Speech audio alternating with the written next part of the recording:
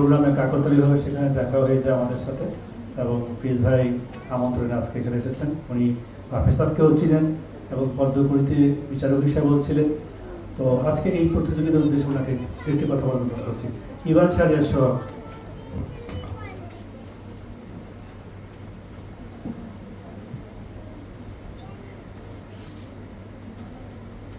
শুভ সন্ধ্যা।